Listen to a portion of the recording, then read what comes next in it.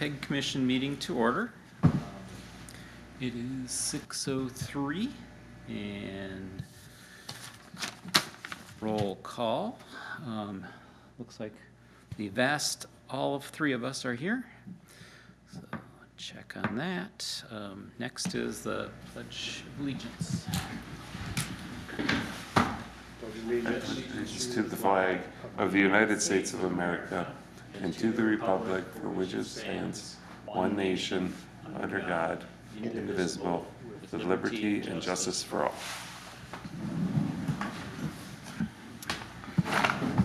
Okay, next is approval of the agenda. So I handed this out before the meeting.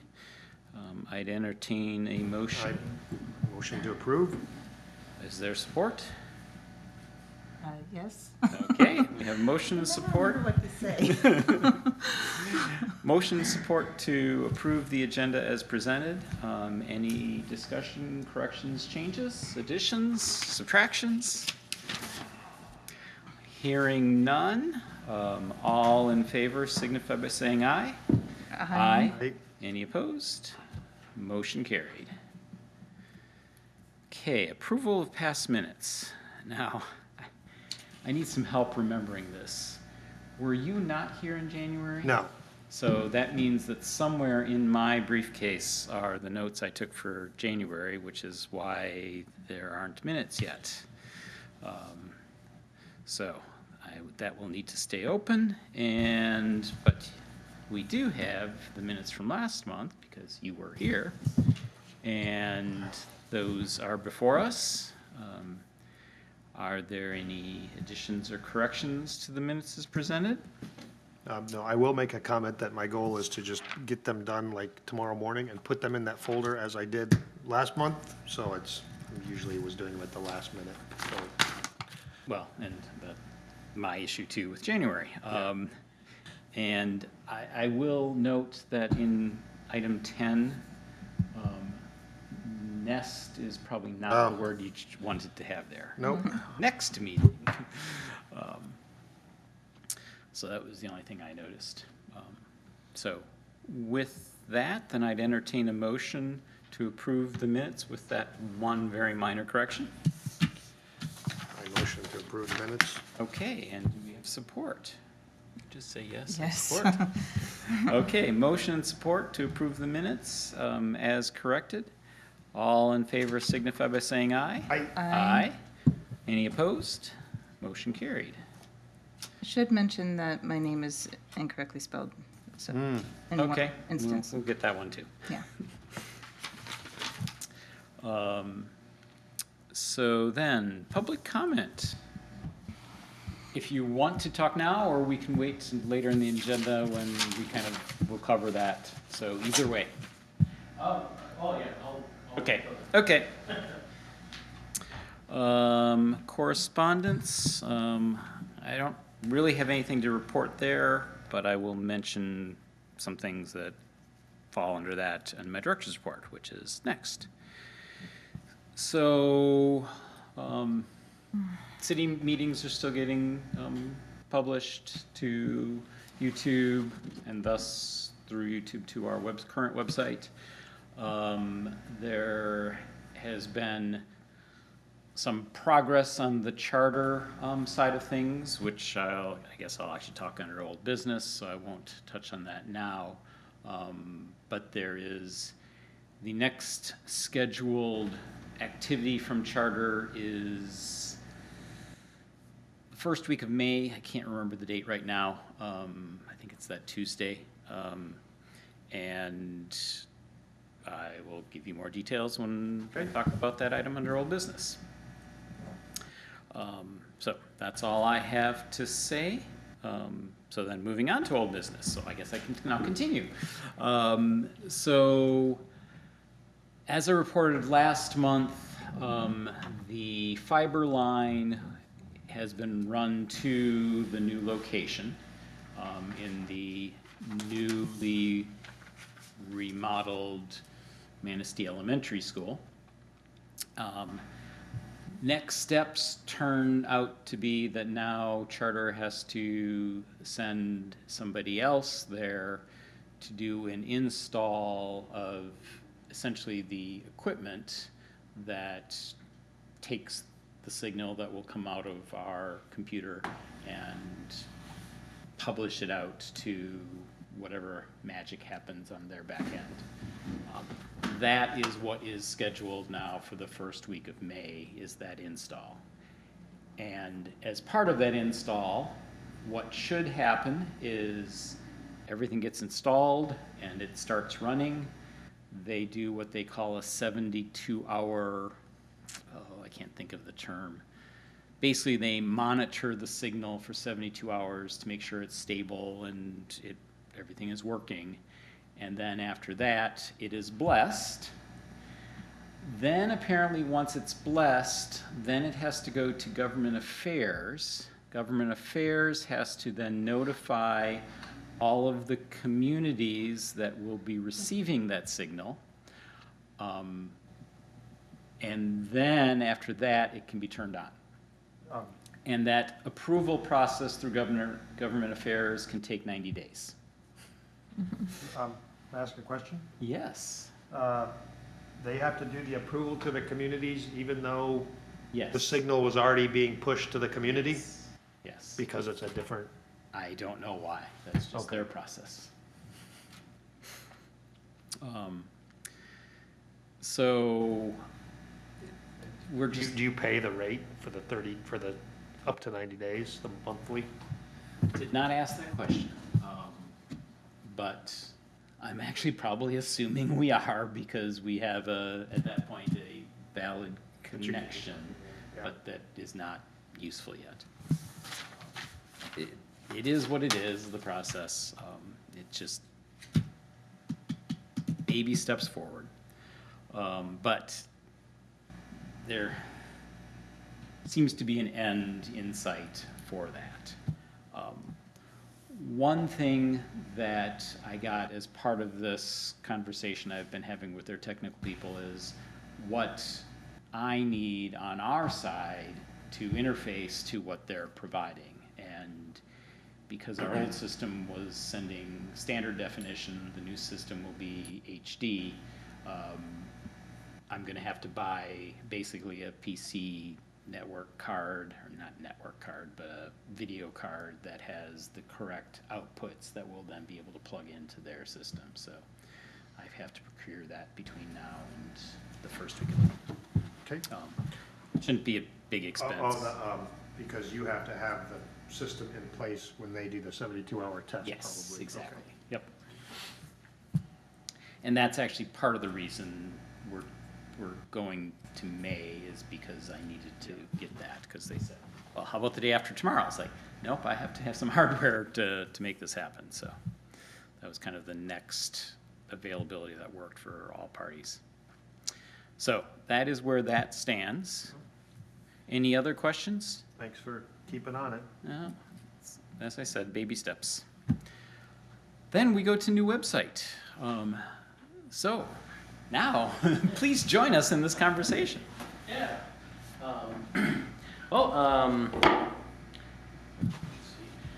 so it sounds like it's moving forward with the hub of Manistee County, the new name. One thing I wanted to talk about was the branding around the new name. We could do just a simple text-based logo mark. We could do full branding, which would require a proposal for that. But just kind of getting thoughts on the direction there. What you're interested in, what you're thinking. With the new name. So my thoughts are, and sorry I did not get back to you on No, this, that's but I think we just start with a textual as a placeholder, and then we might do something better than that in the short term. Yeah. But I kind of think we want to keep things moving before we would consider an additional branding Yeah, yeah. process through you. Yeah, that makes sense, keeps Yeah. the ball rolling. Question, so Yeah. the contract that we do have, that's anything above and beyond that, the branding would be additional. Yeah, yeah, outside of the original scope. Okay. And then the textual does include like a picture and things like, there is some basic graphics like the Shelby County or whatever, the Shelby site you provided. Well, with the logo itself, it'll just be something simple with, you know, what we'll do is pick up fonts that work well with the rest of the design, you know, we're putting together. But the logo itself wouldn't have any graphics, you know, that would But be. if I think what you're asking is, if in the design of the website, you know, it was appropriate for there to be visual content like Yeah, this, yeah, that exactly. would be part of Yeah, yep, services and trying to figure out where to source those from. Exactly. So kind of separating the two, the website itself with visuals and, you know, with graphics on the website, and then the branding, Yeah, two separate things. But yeah, there would be visuals All right. on the site that would tie things together. Okay. And since I know you're working with the Tourism Authority, Yeah. they generally have a plethora of quality stuff that They do. they are willing to share for the appropriate purposes. So Okay, great, great. Matt, may I ask a question along those lines? So is there are we after a clean differentiation between the Manistee Tourism Authority site and this site, or should it be like somewhat similar in like the text, the font, the things like that?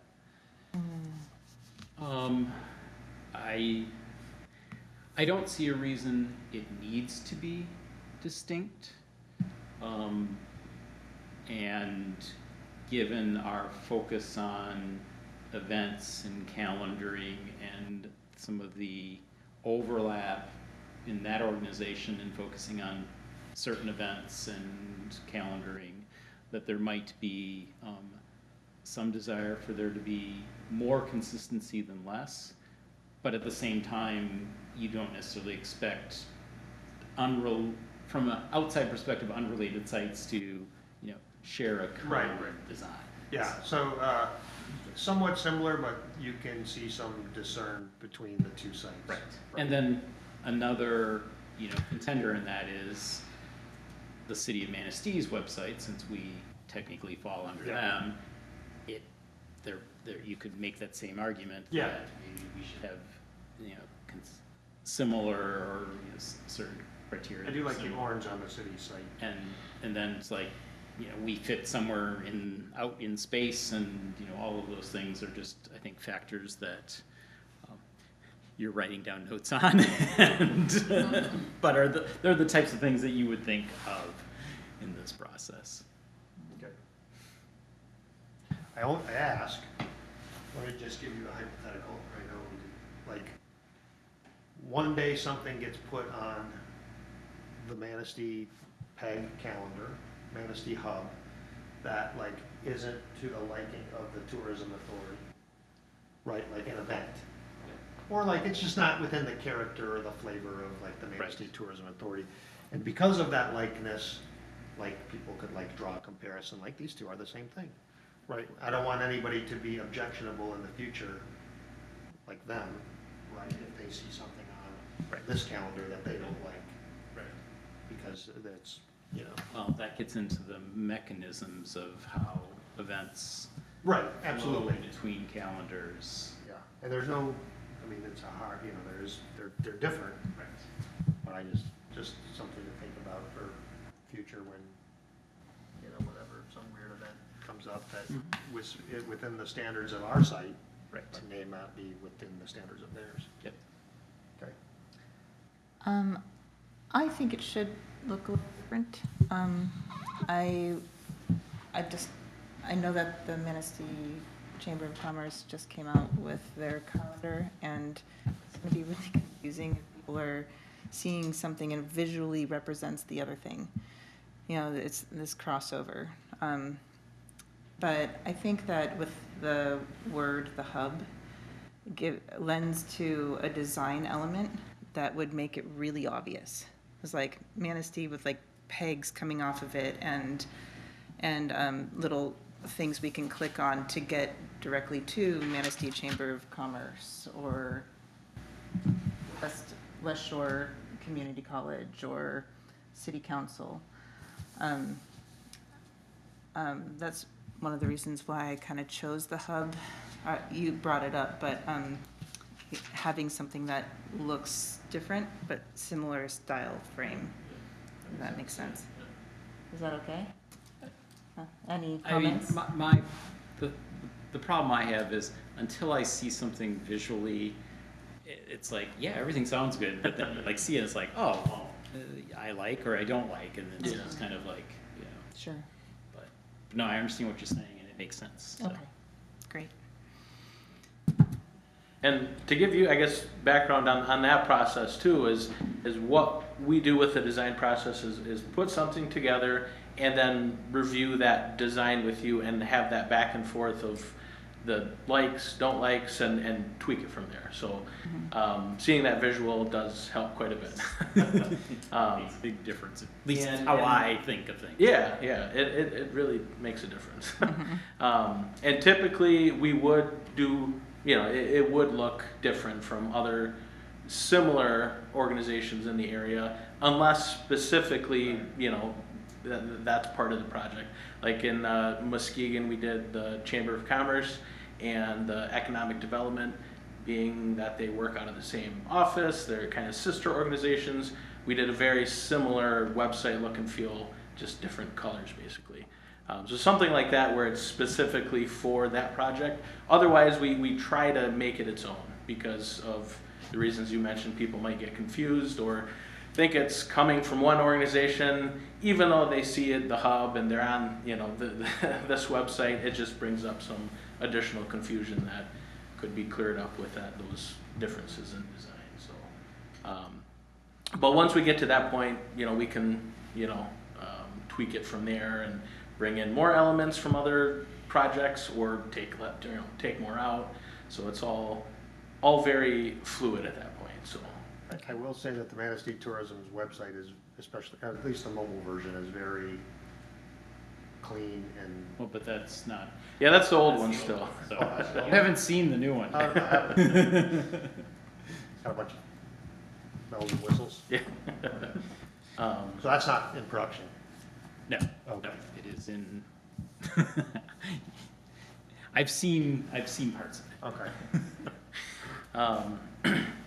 And then with this site, so with the naming, and we couldn't get too far in without knowing what the next steps. But now that we have the name together, I put together a site map, which I will be sending all of you to, but I kind of wanted to talk through it a little bit too. Yeah. With the site map, again, the website's the main focus are the upcoming events. So that's kind of the large, picture items here. We're going to. Well, I question. I think equally important is all of the historic events that are videos that we have. So it's event, but not necessarily. I mean, upcoming is okay. That is a use case of someone looking for upcoming yeah. events, but a parallel use case is someone looking for an event that has happened and the information about it. So. Yeah, that's true. The way we currently have it sectioned off, and what I'll do, like I said, I'll email this to you, review it, write up some notes, what you'd want to see different. So right now we have events, and like you brought up there, we have to separate upcoming events from the event archive, because if people go in looking for new events and they're searching and they're pulling up past events, that's going to cause confusion. Yep. So separating those user scenarios yeah. really interesting to think through. Yeah. So on that, we'll make sure to make it clear whether you're viewing upcoming or you're in the archive. Either way, you're going to be able to search and filter through events. Filtering will rely on categories, and a lot of the categories we have in this sitemap are the ones you had provided in that big document. And breaking that a little bit further, so for example, that would be breaking that into what's happening in the area. Arts and culture, music and live events or entertainment, festivals and fairs and so on, kind of what's happening in the area. A secondary category would be who it's for, whether that's the public, the educational sector, or the government governance sector. Layering those two type of categories will allow for like really detailed filtering for people. You could go to the site and let's say everyone searches a little bit differently. So offering multiple ways to get to a specific event or type of event allows kind of just the best case usability for a website. So the goal would be to, let's say you have an art and culture event. You have it in the art and culture category, and it's a public event, so you have it in this public category. So there's some overlap there, but people can get to it two different ways that way. They can see if it's a government meeting by going to the governance section, or they can see it under the city government meetings category under upcoming events. So there's kind of some layers there. The main purpose though is to extend that filtering option so people can search through the site easier. And then it allows you to categorize those on individual pages too. So if you're on a specific category or looking at a specific event, I should say, you can pull in other events based on that one category. So it allows a lot of options, I guess, more in the back end to kind of filter and sort.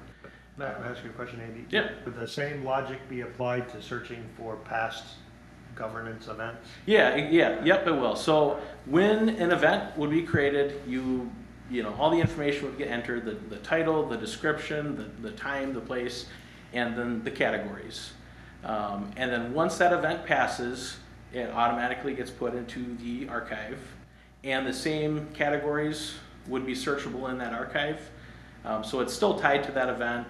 So if for example, you have a major event coming up in the summer here, people are looking for it, and let's say they want to go back and look at that next year, they say, what happened around this time? They can use those same categories that they already use, they're already familiar with, to find those past events. So essentially it all stays the same, but it moves from active to archive. May I ask my board members a question? For past governance events, completely understand. For past public events, like something at Northern Naturals or something like that where somebody posted, do we want those past events from those public events searchable? My answer to that would be if there are resources associated with that event. Like for a government event, there may be government events that are upcoming that aren't getting videotaped. Right. So there's nothing attached to it. So then it should just go away once it's passed. But if there's something that's associated with it, that's an asset that has a life, that. Like somebody posted a link, a URL to like pictures of the event, or? Yeah, or maybe a newspaper article about it. Okay. Or, just Interesting. throwing out ideas that there could be other things that are, historic artifacts that are associated with that event that, you could use the system to look up. But if there are none, then there's no purpose of showing just. I completely get that for like a council meeting or a board meeting. Yep. But for I'll just keep on using the example of somebody had a fair, Filer Township Fair. The event came and went. They're not really posting any pictures on our site. It may be on Facebook or something like that. So that goes away. I'm just trying to think of a scenario where somebody who had a public event, I'll call it private, right? Yeah. What would be left? What would be an artifact that? Well, things we've talked about in the past, that if at some point in time there's the ability to have discussions and or user content, that then might be stuff that could be archived. And so Okay, There could be. yeah, We've been talking about this for a long time. yeah. We don't know how this is going Right, to right. evolve. And I mean, all the data will still probably be there, it just won't be it'll no longer be searchable, but Yeah, it won't be purged necessarily. typically, the event calendar holds past events. Now, this will be a little bit different because we're moving it to the archive, but typically, without any kind of archive, the event calendar by default holds for 6 months, but you can extend that, I think, back to 2 years. But with the archive, that's permanent. Yeah. What we could do is make each event optional, so when an administrator can choose, maybe by default it goes to the archive, but they can choose, this is removed, this just Yeah, gets perfect. taken off the site. So that way every event has that ability, yes or no. And then by default, maybe it's archive, and then you can go in and manually disable that. Maybe it's set up for specific categories like the public, so by default, all public events are not archived, but you can go in and manually choose some specific ones. Yeah. Um, May I ask you another scenario? So Yeah. somebody that habitually posts an event, like the library does a children's book reading every week, yeah, yeah. right? Like, they can have it like, probably click multiples, like reoccurring events? Yeah. Or will they have to go in every time and enter a new event? And if they have to do that, can they pull up the old one so they don't have to recreate the wheel every time they go to? Yeah, I'll have to see what there's a lot we can do there too. I'll have to see what the public facing side of that, the administrative side, you can do all that easily. Yeah. The public facing forum where you enter that content in, create your event, you can view your events. So if you go in and create something, you can view stuff you've created. Oh, I don't know how long that stays in there though, like past events. That's something I'd have That's to look nice. at. I'll be able to do that. But I'm sure we can extend that too. Yeah. It's just like it's a good service to the community, especially like those people that have to post it.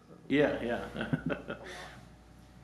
And something else I'm just gonna mention, partly just to seed this thought in your Yeah. back of your mind. Since currently, we are only the archive, given our current kind of website, and realistically, most users just use YouTube as our interface. One of the features of that platform that I think a lot of people use is the notification feature. Okay, yeah. Because I can post a new video and within 15 minutes it will have viewers. So people are getting proactively notified, and I think that's important because from a usability standpoint, as humans, we often forget what we know. And it's like, oh yeah, there's this website out there where I can go and look at events, but I'm not going to think to do that. I'm like, what should I do tonight? Where would I find? You just don't even think. It's out of sight, out of mind, as opposed to you find it once and Alert me you find if it a couple music times. event. Yeah, I want to subscribe to music events or things at the Ramsdale Yeah. or whatever, so that I'm getting proactively notified as opposed to relying on people to remember and take an action. Yeah. Will we be able to send those, if you wanted to your text messages, SMS? That's why or- I was seeding that information so Okay. you can think about. Yeah, there's a million different ways that can happen. Text is one. All of them, email, text is going to rely on a third-party service. MailChimp and Constant Contact, they both have text-based services now too, so you can do a lot of automation with email and then do a lot of automation with texting. So for example, we could set it up where someone can create an account on the website and then choose all the different categories they want alerts for. Those alerts can come in through email or text, depending on the route you wanted to take. So anytime something new is posted, they'll get an email saying, "Hey, this is this new event is happening." We could also, if that frequency is too much, we could also look at maybe sending like weekly emails. where this is what's coming up in the next week. And again, a million different routes there. We could set it up where it's very customized, where they choose different categories and they're gonna see upcoming events for the week only in those categories. It could be more generalized where it's just picking the next, 10, 20 events, and it sends it out to the people who are interested in what's happening in the area. So yeah, a million different ways we can go, but yeah, it's pretty wide open there. So texting with MailChimp or with Constant Contact, they have, like I said, they have options. You can also look at, there's a service called Twilio that you can basically do anything you want with texting there. There's a setup process and verification process, and once that's set up though, doing a lot of automated stuff through texting is a possibility there too. So lots of options. Are those within the scope? Or those The notifications would be kind of outside. If we're doing more generalized notifications, that's relatively easy to set up. If we're talking about doing customized, accounts where they can pick and choose everything, tying that into that third party. Phase 2. Okay. Yeah, that would probably land in a phase 2, just because of the complexity there. But just know it kind of sky's the limit there too. So Cool. I'm kind of in love with this one event calendar, and I hope to send it to you guys, but I also wanted the guys to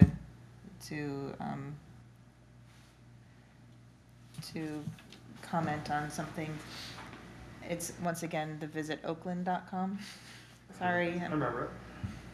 It looks like they have a new feature now. It's an AI chatbot. Would that be a possibility? yeah, definitely. Again, a lot of options with that. We're actually doing some with Manistee Tourism with a chatbot. So again, it's kind of with that we kind of separated into multiple tiers. First tier is going to be very simplistic. Third party kind of runs it all through that third party service. You give it some basic information and it's just kind of a light back and forth. Way on the other side of that is something more custom where you basically feed it everything that it knows, and it's more personalized where you're asking it, hey, I have a family of 4, what's going on in the area? It can pull up events based on that. So kind of a wide range there too. I'm sorry, I might have missed this, but it wouldn't just scrub the site for whatever information might be. Yeah, and that's kind of how both of them work, but the more customized one is going to be, I guess, better branded, better tweaked. You have a lot more control of how it answers things, what information it pulls from, because you can set it up where you're feeding it all of the website, but you could be feeding it PDFs or separate documents or separate pages that aren't viewable to the public. So there's a lot more, I guess, in the customization side of things, there's a lot more you can feed it and kind of tweak, how it answers things, and then just integration too. A lot of the more simple chatbots, it's, this is the chat box and that's what it is. The more integrated versions, you can work that throughout the site. You can have it pull up events. So, if you ask it, I have a family of 4, I want some family events, it's gonna, integrate those events with links directly in that, customized chat area. Okay. So again, lots of options there, but it's all doable, so. Something I'll add, it's a little bit different, but it is something that we've talked about in the past, is using that technology to summarize, let's say, this meeting Yeah. it creates an asset, a video of what happened, using AI to create a textual summary that can then be, it could be just, a raw stream of everything that was said in the meeting, but then summarized for shorter content. But then that could be input into that broader search capability. So, you know, Yeah. ask the chatbot, you know, tell me what happened at last night's city council meeting. Yeah, so a lot, has more of that back and forth. Yeah. But yeah, lots of options there, so. But not officially certified minutes by any stretch of the No, imagination. we all know that Right. they hallucinate, as they Yeah. say. So take everything with a grain of salt. But that's the world we live in. I mean, everything in social media, take it with a grain of salt. So, Okay. anything else for Andy? No, well, I mean, just back to the thing about the AI, I mean, also provided we have a great sort tool, Mhm. based on age of, you know, people wanting to attend, like, you wouldn't really need a chatbot, you know. Yeah. Eventually, maybe if you get a lot of stuff, but, so. I don't know. Yeah, to be honest, it just kind of depends how big the site becomes, how, you know, how many events are managed. But yeah, if you have a great filter, great categories, Right. you can probably skip a lot of that, so. Yep. Well, I mean, are you? So I don't know, since I kind of came here at the stroke of 6 o'clock, I wasn't here to chat beforehand, but you had sent me that you hadn't been paid yet, and Yeah. there's been a whole set of stuff going through email today, and I think Tom has what he needs to get to finance to get that finally. Alright, cool. There was a hiccup in the approval process because they wanted some more information, Okay. even though I had already sent it to them, but they're getting it again, so. Yeah, so I am working on that. That's probably my snafu on what paperwork gets into who and where and that, but looking for, on the 10th. Okay. And that they cut checks on the 10th and 24th. Okay. And that, so my goal is to make sure that's done for the 10th. All right. So I'll let you know too, cause. Okay, yeah. Well, sounds Is good. is that the first part, is that? Yes. 50? 50, okay. I'm wondering if maybe all three of us should send Andy some of our inspirations that we were talking about in the past, because we have talked about a lot of the things that we would like Yep. on the site. So maybe that's, I think that would be a good idea. okay, And I'll put together some questions to go along with that too. okay. Just generalized questions of, you know, look, feel, goals, you know, a lot of this we talked about too, but some generalized questions too that help with that process too. Okay. But yeah, any inspiration that you have, any sites that you've seen that you like, you know, feel free to send them over. Great. I like Google. Just keep it simple. I used to like other ones. But, you know, we have a, you know, I'm not gonna call the demographic of Manistee unique, but it is, you know, it's a little older demographic, so like, the easier to navigate, the better. Yeah. Although there are people who are visiting that wanna search the site as well. Yeah. You know, I don't know what the median age is in Manistee. And is it 508 compliance included in that? Yeah, so what we do, and we kind of do this with every site now too, any kind of government-facing, you know, public website needs to be ADA compliant. And what we go off of it's something called the WCAG 2.1 level 2 checklist. There's 3 levels there: level A, level AA, level AAA. Double A is kind of the standard. And it's just a big list of, a lot of it's common sense stuff. You know, making sure color contrast is you know, adequate so people with vision impairments can easily see things. Making sure tab order is correct, so if someone, you know, can't use a mouse, they can tab through the website with their keyboard and get to everything. There's a lot of, on the technical side, making sure that screen readers can easily go through the site and read everything. So it's about a 90-point checklist that we go through. Okay. So when we're building a website, we go off of that. And accessibility, I mean, there's a lot of it is kind of open-ended. Like, you want content to be readable at an 8th grade level. So a lot of that's ongoing work too, because as soon as new content gets added to the site, making sure that that's, compliant.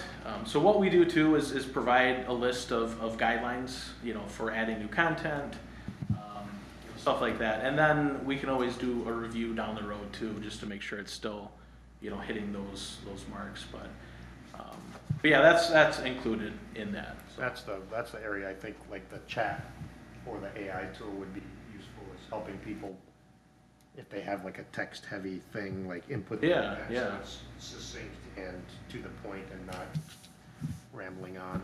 Yeah, that's true.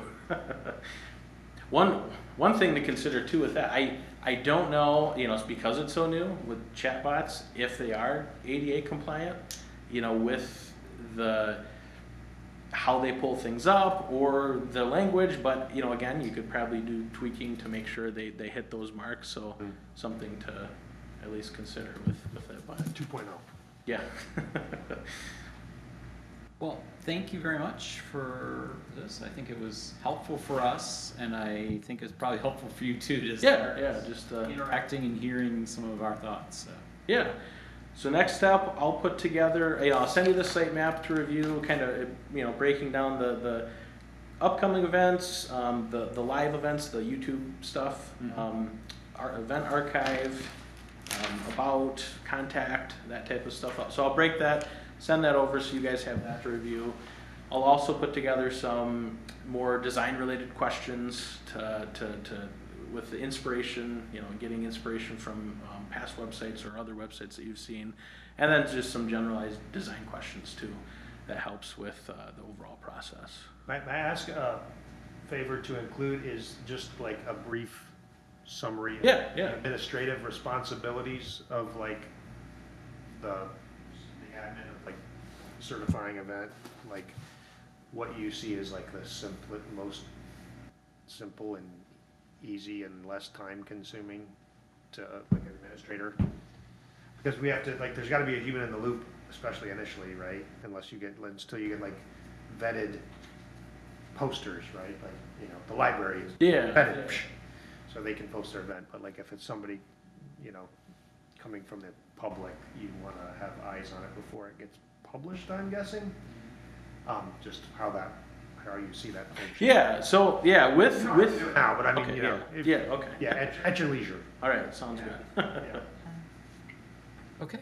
Well, I think then that actually takes us to the end of our meeting tonight. You had budget on there. That's just the leftover from last month. So. And were you able to get any of the addresses for the hub, Manistee County? No, but I will. So just to, I guess that's a good question, because going from the notes from last time, the hub of Manistee County. Is that, everybody's okay with that? Yeah. Yes? I'm okay with that. You? Yep. Good? Okay. You run that around the firehouse to see what the firefighters thought?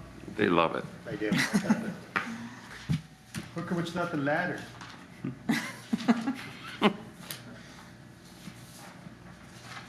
All right. Cool. Well, thank you for coming. Yeah.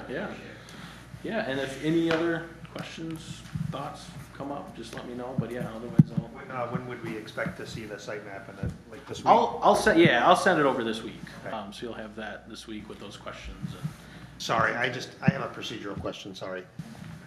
If we see something within his thing that we want to change, do we have to confer collectively at the May meeting to do that, or can someone be designated to say, I think everyone can give feedback directly to Andy. okay, And then Andy can be like, And you then guys are Andy all can sort against each through, other. different things, and if it gets to the point where it's too conflicting? then We need to he talk can about come it. to us and say, okay, I need a decision because these people say this person says this, and they're 190 degrees opposed. So Yeah, that sounds good. But I mean, also in the spirit of like moving this along, Yeah. right? Like we need to Yeah, Yeah. 1 hour a month I is mean, kind of not From my enough. perspective, Andy's the professional, he Yeah. does this for a living, so therefore Right, but I he can don't, take feedback, and he's used to the process of incorporating it appropriately. Yeah, yeah. Which means you sometimes ignore it, and sometimes Yeah, you it's a, listen. it's an awkward thing dealing with like, you know, a democracy. Well, that's all right, that's all right. Okay, Thanks. Great. then it is 6:48. I'd entertain a motion to adjourn. Motion to adjourn. Is there support? Okay, Support. all in favor? Aye. Aye. Meeting adjourned. Thank you. Thanks, Yes, Andy. thanks, everybody.